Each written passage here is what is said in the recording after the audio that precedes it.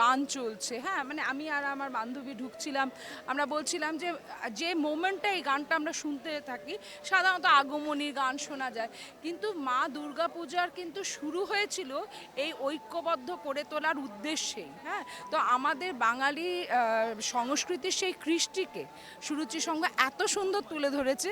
অসংখ্য ধন্যবাদ। আমাদের এই বিপ্লবী মানসিকতা চেতনাকে তুলে ধরার জন্য সবসময় বলে না বাঙালি হচ্ছে শ্রম বিমুখ, সব সময় খুব নেগেটিভ কথা বলা হয়। চারিদিকে তাকিয়ে দেখুন বাঙালি কি ছিল আর আজকেও আমরা কি আছি, তাই জন্য এইরকম সৃষ্টি হয়েছে।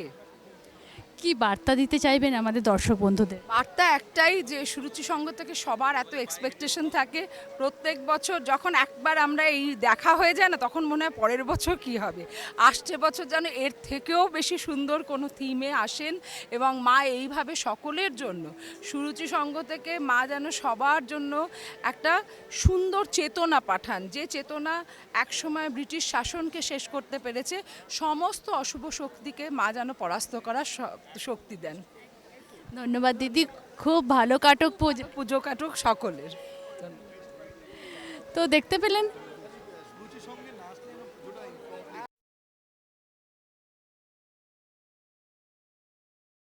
যে আমাদের খুব প্রিয় মুখ, প্রিয় দিদি বৈশাখী মুখার্জি আমাদের সঙ্গে আছেন, এবং তার মতে যে দক্ষিণ কলকাতার এই যে সুরুচি সংঘের পুজো, সেটা না দেখলে সব কিছুই যেন অসম্পূর্ণ থেকে যায়।